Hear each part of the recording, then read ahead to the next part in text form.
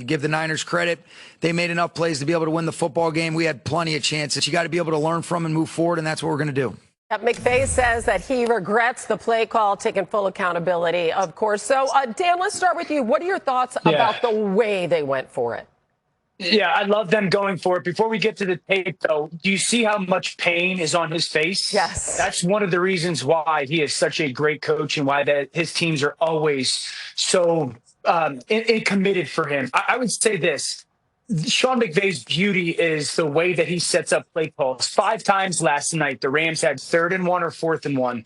On 4 of those, they ran basically the same play, same formation. Early in the first quarter, they get to that 4-man surface, and they run what we call duo, a bunch of double teams. Now, this is 3rd and 1. They get it. There's an unblocked person defensively. They get it, okay? So that's a good conversion. You go into the second quarter, it's same formation. This time they just have the receiver down a little bit closer, but it's the same play, 4th and 1. Double teams. Okay, now they get a little bit of a backside cut, but once again, they convert.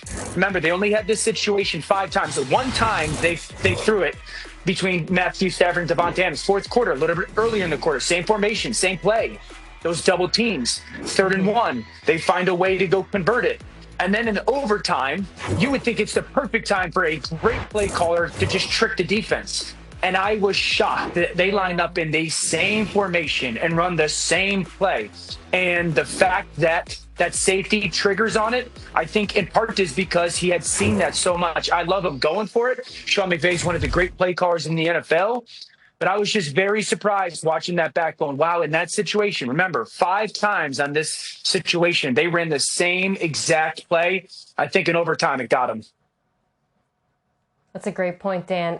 First of all, I just love the fact that we're all in agreement about going for it and it's not a debate, because I feel like 5-10 years ago, there would be a lot of people arguing the other side of this. But it's an important note that, there was 3 minutes and 41 seconds left in the game, right? So it wouldn't have been the game-tying field goal per se. You're giving the Niners back a chance to drive the field, control the clock, with a chance to win with merely a field goal. So that is, I think, something we all accept and acknowledge, and we're good with it.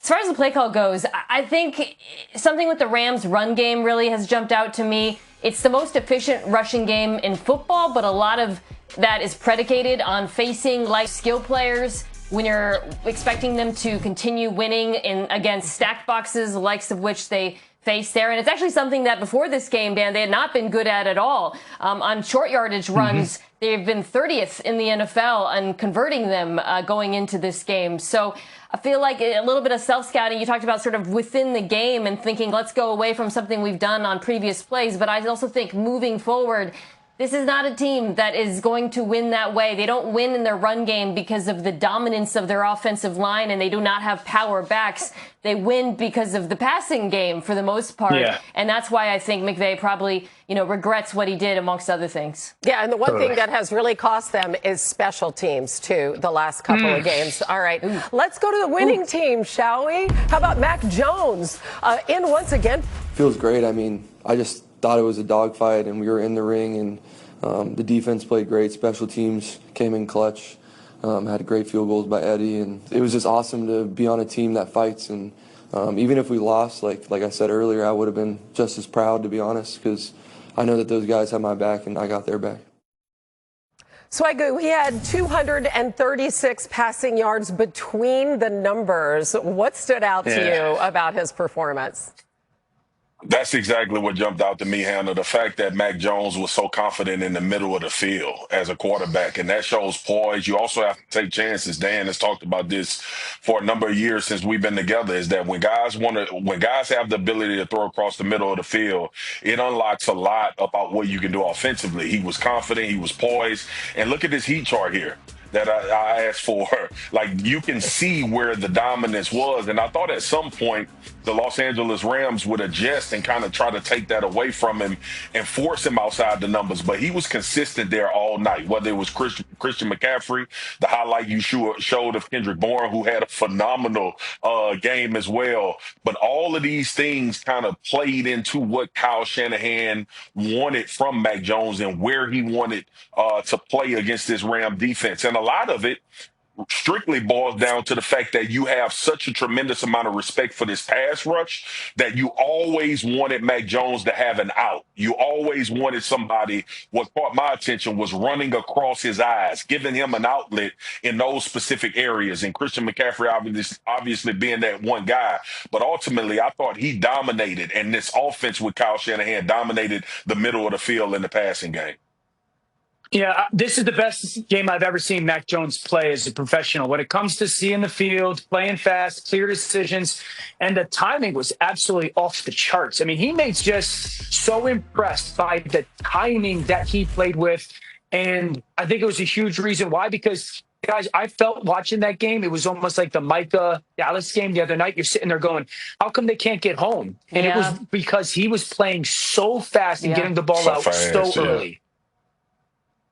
That was what I kept thinking during the game. Like, he's the perfect quarterback in this moment to beat this defense, right? Because the Rams have a terrific four-man rush, but behind that rush, there are weaknesses at linebacker and in the secondary, and really Mac Jones, what he had to do was play exactly like how he did, with exceptional timing and accuracy. He's been sped up as the game went on, and he came back from the injury.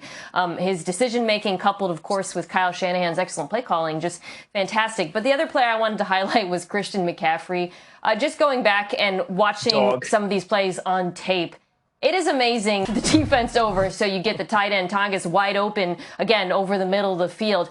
He truly is Kyle Shanahan's queen on the chessboard. And, you know, as all of these players are being pulled out of the Niners and they're losing all of these guys to injury, a reminder that, to me, he remains the most important skill player on this team. Oh, yeah, 4-1 now, despite all those injuries. And, guys, that was an epic breakdown of a Thursday night game, I got to say. Our group text chain paid off big time. Breaking news coming up on NFL Live. Ravens quarterback Lamar Jackson has now been ruled out of the game this weekend. Strained hamstring during Sunday's loss at Kansas City. Did not practice at all this week. And just speaking of the Rams, they host the Rams next Sunday before their bye week. So he could get 2 weeks of recovery for missing one more game, which leaves Cooper Rush as their starting quarterback here. Mayfield's deep ball matches up with that Hawks secondary. Mayfield has 5 passing touchdowns on throws of at least 20 yards downfield this season. That does lead the NFL. The Hawks defense has not allowed a touchdown all season on those throws. And to boot, they have 2 picks. So how do you see this going for the Hawks defense against that banged up Bucs offense, Swagoo? Yeah, listen, I think this is a big concern, and Bucky Irvin not being in this game gives me a lot of contention when it comes to that front from Seattle. They did a tremendous job against Arizona with getting Kyler Murray on the field, and Mike McDaniel has been really good about Mike McDonald, has been really good about finding his opportunities to rush and also get Leonard Williams in situations where you can either isolate or have him be a part of the game, as you see here. This is late in the game against Kyler Murray.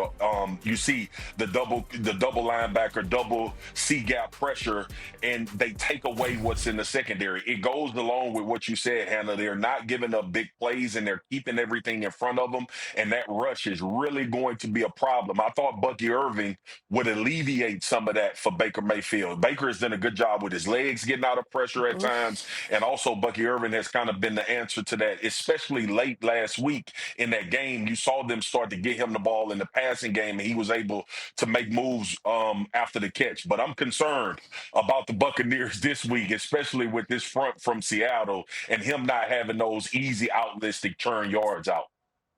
Yeah, so for Tampa Bay to play well, they got to win the math game. And Mark is talking about those pressures, and it's really from Seattle's simulated pressures.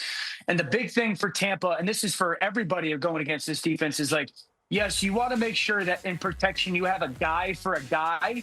The big thing is you don't want to have 2 guys for a guy or 3 guys for a guy, because the problem with these simulated pressures, for everyone to understand, is they're really only rushing 4 guys. And so they still have 7 in coverage. And what happens is offenses waste people in protection. So you'll get a tight end and a tackle and a guard blocking one person, and a back and a tackle blocking one person. And the reality is, yes, you want to make sure that you're good in your protection, but you really need that tight end in your back to get out, because they're playing zone coverage in the back.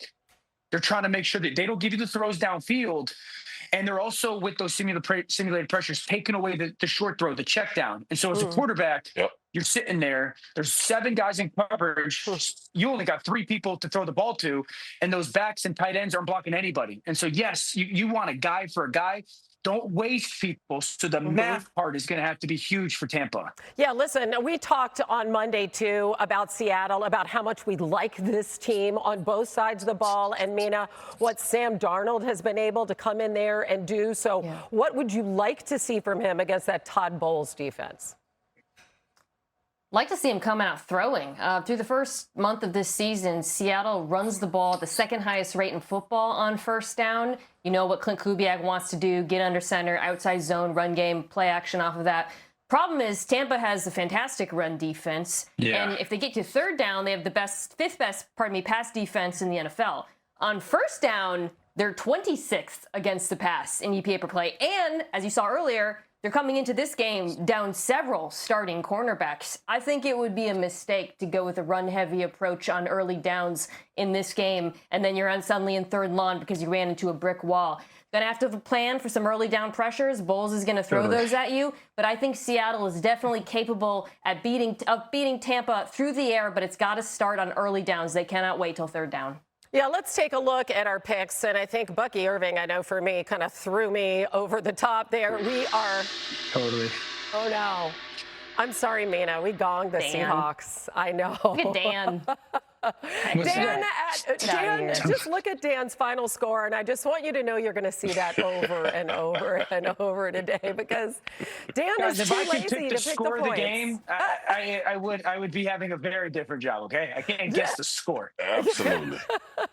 This is the only matchup this weekend, by the way, between teams with wins. Barf bag, man. As you ordered, sir, scattered, smothered, and covered. Thank you. Oh, they're running. We're not walking, y'all. We're running. We're gone.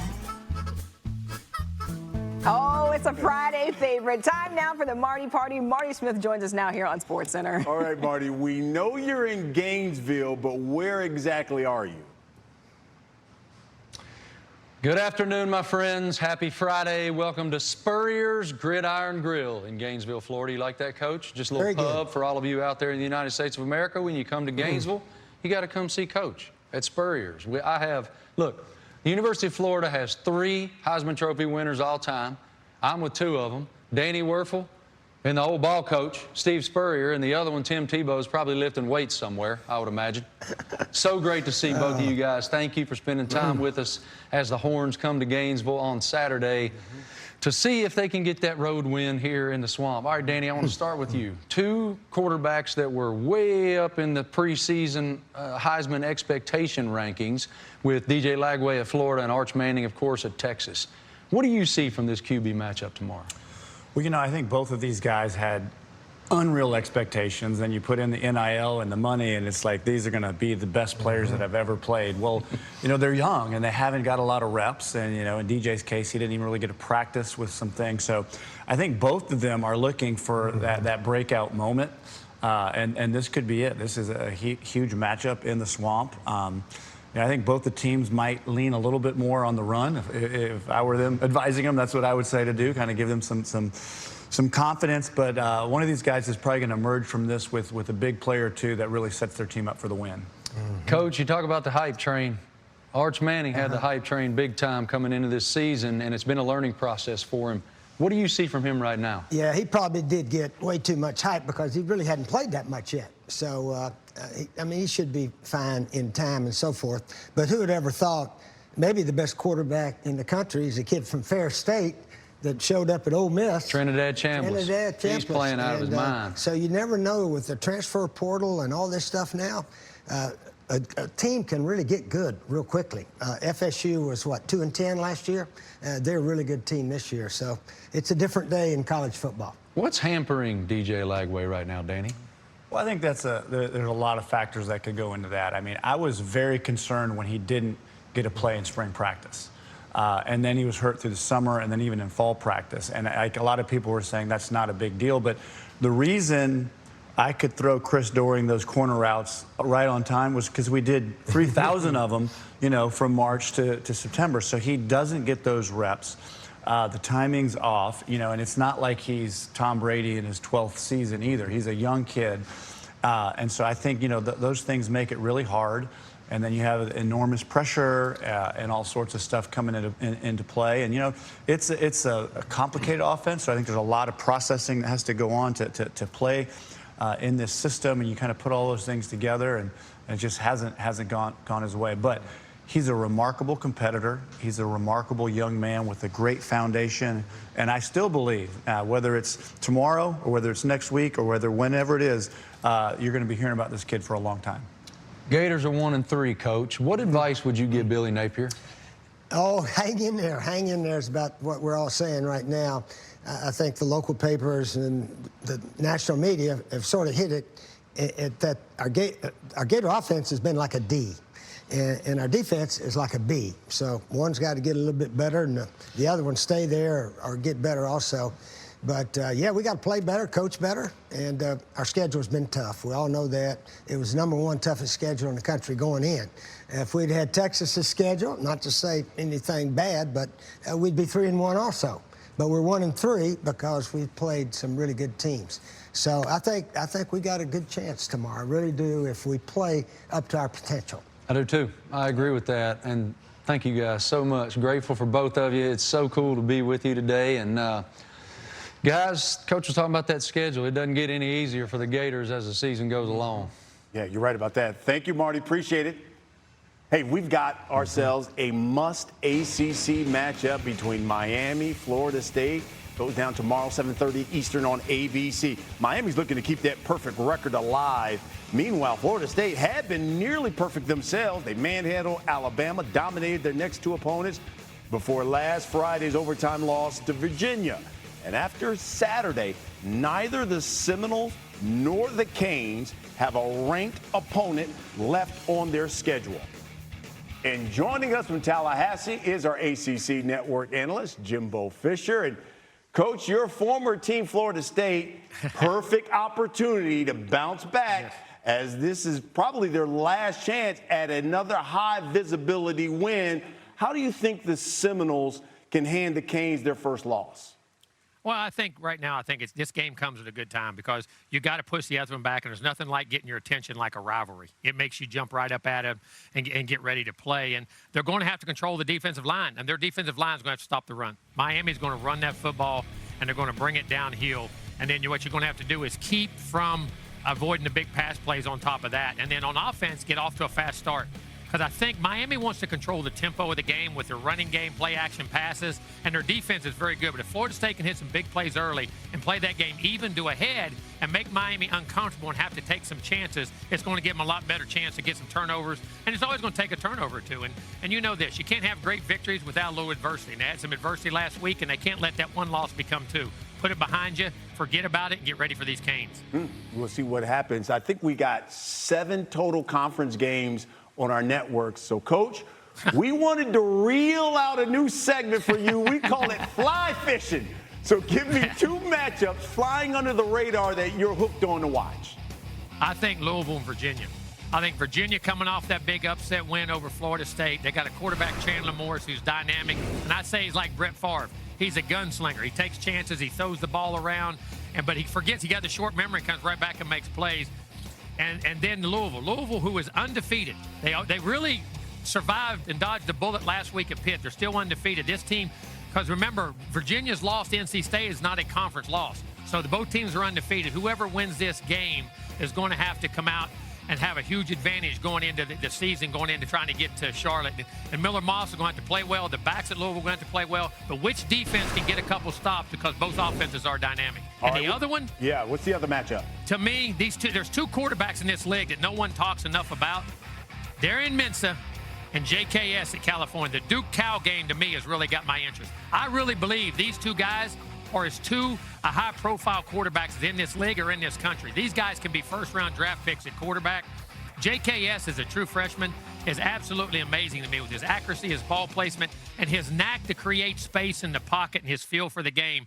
And in Mensah, the last 3 quarters against NC State in his last game, he's playing so well right now it's off the charts. And I think both these guys in the future can be first-round picks. They're leading their team. This is going to be a very, very interesting game. I'll certainly be locked in on that one as well. Look, you can catch more of Jimbo, the rest of the ACC Huddle crew, tomorrow, 10 a.m. Eastern on the ACC Network. Thank you, Coach. Coming up at 5 o'clock Eastern on SportsCenter, the life of a backup quarterback. Yeah, why Mac Jones is changing the narrative of QB2 and who is next to help carry their team this Sunday. And we'll wrap up. I mean, if we had somebody that could show us a look for James Cook, we'd be using him a lot. So, you know, it's talented. He's very talented with the football in his hand, and they do a great job of maximizing his skill set and understanding that defensively everybody's at the point of attack. No matter where the ball starts with him or think it's going to go somewhere, and you have to be sound and have to have some gap discipline and certainly great efforts to get to the ball. And rarely does the first guy tackle him. So it's very appropriate that Swagoo is wearing flowers today on his shirt. How about that shower curtain behind him, though? Like, what are we doing? Marcus, are you in a bathtub? Like, what is going on? I'm actually in Vegas, guys, and this is the curtains. This is the curtains in Vegas, okay? Leave me the hell alone and let me talk about James Cook, please. And when you're, I was going to say that you're going to give James Cook his flowers. Isn't that nice how we bring that all together? Okay, Swagoo. In front of the shower curtain. Let's go. Hang in there, Hannah. We got the joke. It was perfect. It was perfect. Listen. I honestly believe that Joe Brady should be one of those coaches that's talked about as far as the next head coach offensively, and the way that he's rebirthed and made this running game a priority in Buffalo. We know Josh is the guy, and we know Josh is the one that makes everything go. But I just wanted to shout out James Cook because he's not getting enough credit for how dominant he's been in this run game. This also goes very much in line with the offensive line, the offensive formations, how many people they're putting at the line of scrimmage and allowing him to find seams. And he's one of the best one-cut running backs in the NFL. He understands. His vision is crazy. I went back and looked at it, and I'm like, look, when a guy rushes for 100 yards in 3 straight games, it's not just the offensive line. He has to create and make some of his own runs, and he does as good a job as anyone in this league at doing it. He was really good last year, but I think this last 3-week run against these defenses and what he's been able to do has been phenomenal. And that part of Buffalo's offense is what I think more so carries them into potentially being Super Bowl champions than anything I've seen from them in the recent years. Yeah, shout out to the Bills coaching staff, because remember, when he was a young player, he had a fumbling issue to start his career. And they obviously worked with him to help him become the player he is today. Marcus, there's not a single person in America who believes that's not a shower curtain, okay? And I love you. Here's the thing with this run game. You got to run at New England, not try to run around New England. If you try to run to the perimeter's defense in your Buffalo, I actually think that's going to be a struggle for you, even though it's a very good run game. You got to go at them, and they protect their edges very good. Just to prove you wrong. Just to prove you wrong. Are you okay now? This is why I love you. This is why I love you. This is why I love you. Oh, man. All right, I'm going to close them because they hate the lighting. All right, let's go. He did it with the remote. You may continue. So I just think, like, if you're New England, run at this defense, Buffalo, run at them, run around them, and make sure you block Robert Spillane, a very good inside linebacker. Mina. Hang in there, okay? Y'all know I'm crazy. No, I'm crazy. Hang in there. That was just really smooth. Like, you're facing away from the window, and you managed to do that remotely. I mean, that was unbelievable. I stay in nice hotels, y'all. Y'all know that about me. Oh, yeah. No, we're not worried about that. No, we know that's true. Mina, New England is coming off a game where they scored over 40 points. What do you expect from that offense against Buffalo? Man, Drake May's been playing so well. Competition obviously hasn't been the best, but he has taken a real leap in terms of his accuracy, and they're starting to push the ball downfield more, the decision making. You're really seeing a second-year quarterback putting it all together. The one thing I want to highlight in this game, though, the Patriots are using 12 personnel, 2 tight ends on the field. 34% of the time, Hunter Henry and Austin Hooper being those tight ends. I think they are going to attack the Bills linebackers and safeties in coverage. And I'm interested in seeing if the Bills play a lot of nickel, as I expect, if they're going to be able to actually run the ball out of those looks, which has kind of been the missing piece. But do not overlook this quarterback the way he is playing right now. This is not an offense that you can easily get past. And I think we're going to see that this weekend. Yeah, and I think the accuracy point's a good one. And I think the thing that stands out just watching Drake throw the football is it looks like his release has gotten a little bit tighter and a little bit quicker. He's always had a little bit of like an elongated release, and it sometimes was very deliberate. It seems like it's gotten quicker and tighter, and I think that's helping that accuracy. I feel there's a way that they could go in there and get this win, but no, it's totally the gong. Right? Yeah, I don't think it's a foregone conclusion. I think it could be close. We're all picking the Bills. And 2017, once again, it's going to hit at some point, Hannah. Rears its ugly head. I love it, Rears its predictable head. I'm about 8 weeks out from not picking any games. So here we go. Oh, that's terrific. I can't wait for that. Spooky. Okay, as for the other undefeated, the Eagles are 4-0. You wouldn't know it from looking at their total yards. And by the way, what everybody's been talking about this week, outgained in all 4 games. The second 4-0 team to do so since yards were first tracked over 90 years ago. Wow, that's a new one.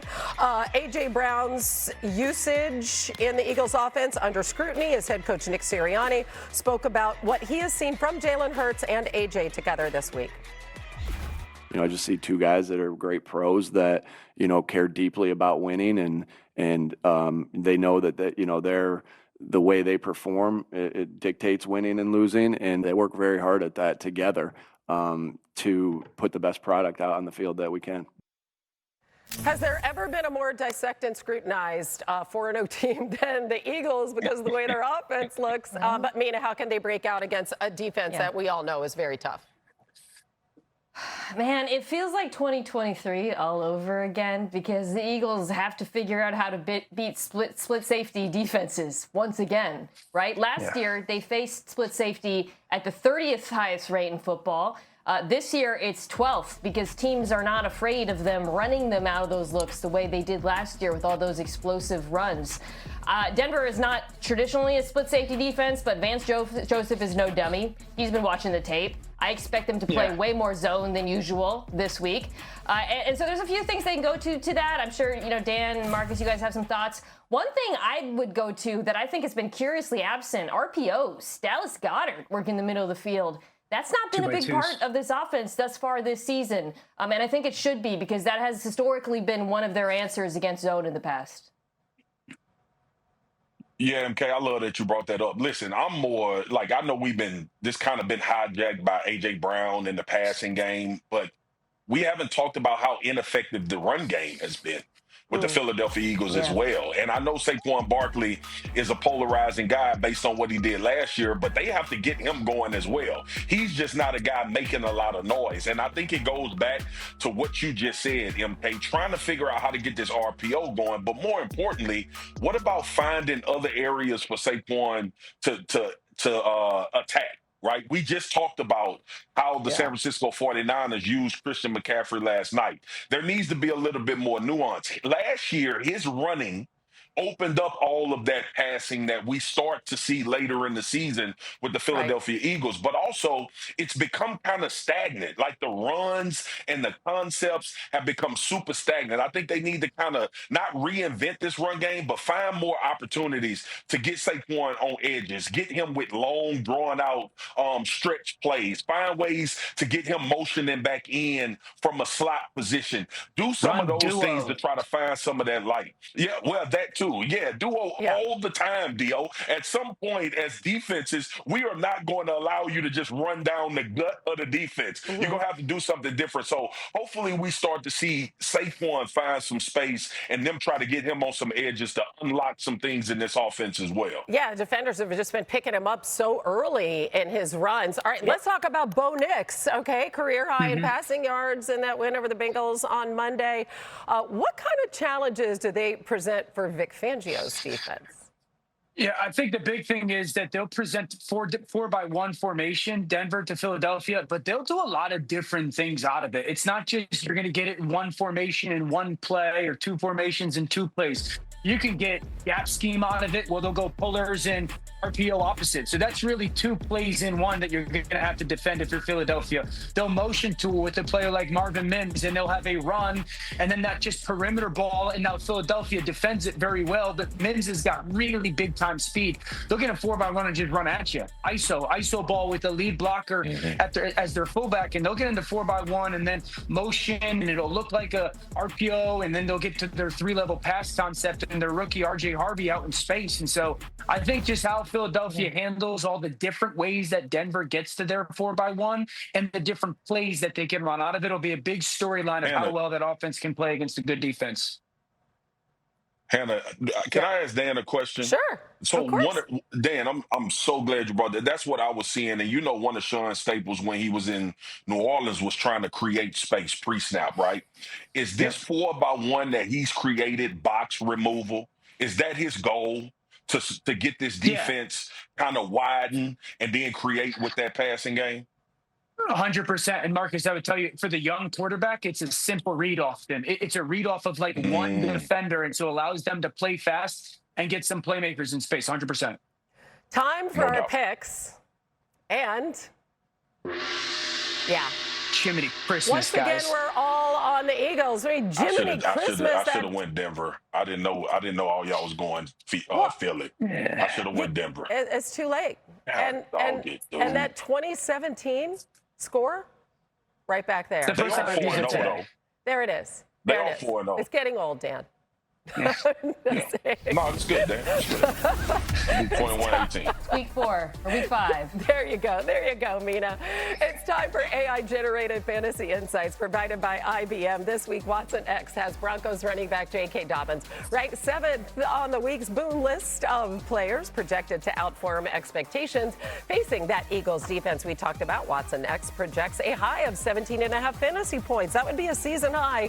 And among the top 10 game winners, quarterback Jaden Daniels, medically cleared by doctors, practicing fully for the Commanders. This is him today. Shefty saying it's trending towards him being able to return to the field Sunday against the Chargers after, of course, he missed the last 2 games with a knee injury. And Mina, I know he's hoping to play in his home state for the first time in California. So what are you looking for from him in front of all that family and friends he expects to have there?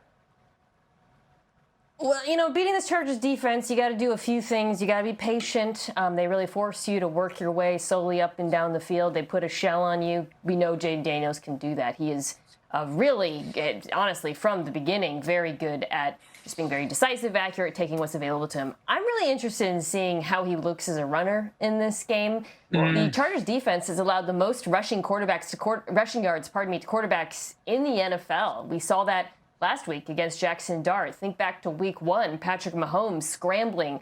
There are voids available to run into, but of course, Daniels is coming off of that injury, and he's normally such a dynamic runner. So I'm going to be interested in seeing how fast he looks, how comfortable he looks running, and whether or not he's even comfortable doing so, because there will be opportunities against LA. Yeah, Chris, I'm not going to talk Debo. I think Mina brings up a good point. It'll be interesting if they run him. Like, it'll be interesting to see if Washington trots him out there and goes design run, because I just think it's a very slippery slope to have this young man that some people said coming out of school, slight of frame, takes hits, and a lot of that was relatively legitimate. And this early into his second season, already be out with a knee injury.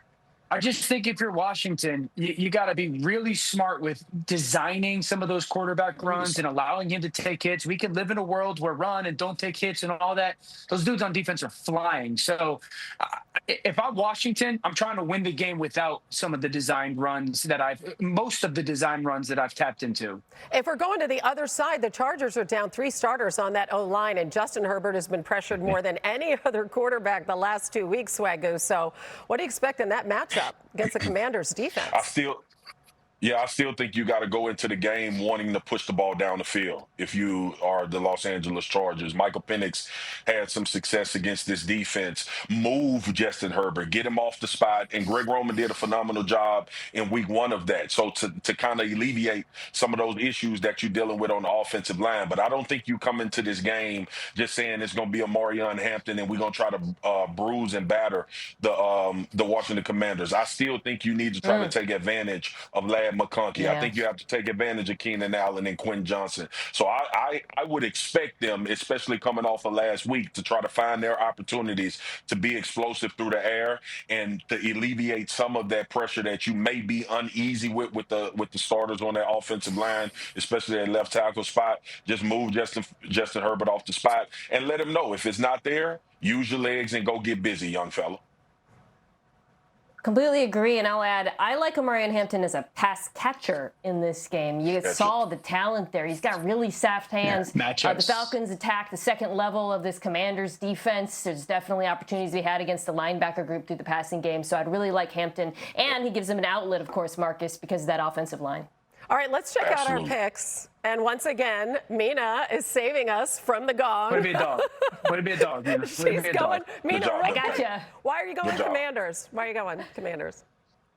Oh, this Chargers offensive line. I just cannot get that image of the left tackle getting destroyed by New York out of my mind. And this Commanders pass rush has been good thus far this season. All right. Thank you, Mina, from that. No gong there. All right. Next on NFL Live, and this is new, Browns rookie quarterback Dylan Gabriel asked about how he feels starting his first NFL game in London on Sunday. There's so many similar moments in your lifetime, and although it's different level, I think the feelings are the same, and I've gotten better each time I've felt that feeling. And for me, I've just attacked it that way. There's a lot of comfort in the scheme because, that's part of why that, got me here is I've done it before. And I think the confidence in that is now you're learning new personnel, new people, but you come together and have ultimate confidence in the whole concepts that we run. So great. What are you expecting to see from him in Tottenham? What do you want to see from the rookie, Dano?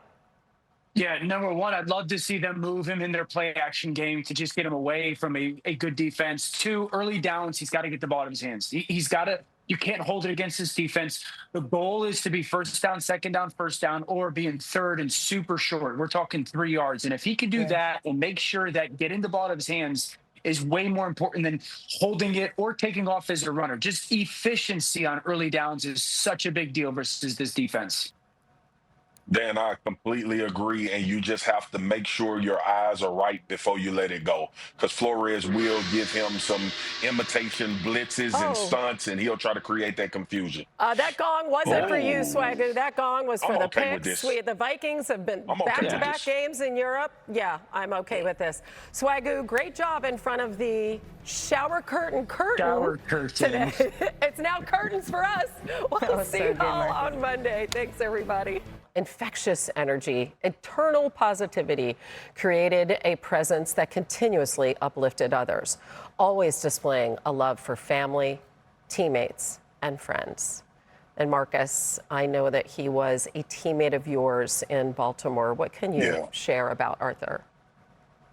Hannah, Eric DaCosta summed it up. He was a ball of energy, fun, loved being around him. I'll never forget, I was fishing on Lake Louisville when I got a call from Ozzie Newsome about the potential of going and playing for the Ravens. And one of the conversations that I had with Ozzie when I was trying to make the decision whether I was going to retire or go play football, Ozzie was telling me I got some young guys that I think are really good, And I would love for you to come in along with Chris Canty and be mentors, but also, play and show these guys how to be professionals. And Arthur Jones was one of those guys that was always around me. We always talked. We had fun. We laughed.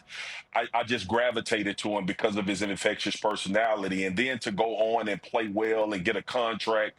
And we stayed in contact over the years. Every once in a while, he would call me and congratulate me about my daughter. I would tell him his beautiful family and how proud I was of him and all of the things that were transpiring. And it's just one of those moments where it cracks you a little bit, man. And you think about the times that you have with these players and the fun that you have playing football, and then real life hits you in this instance. And I know Arthur has a very supportive family. They were always a close-knit group along with his brother John and Chandler. So I know that there's a lot of support for Arthur's immediate family, his wife and his kids. But I just wanted to send my condolences to his family and also remember my teammate and who became a friend while I was in Baltimore. Rest well, my brother. Will be missed tremendously.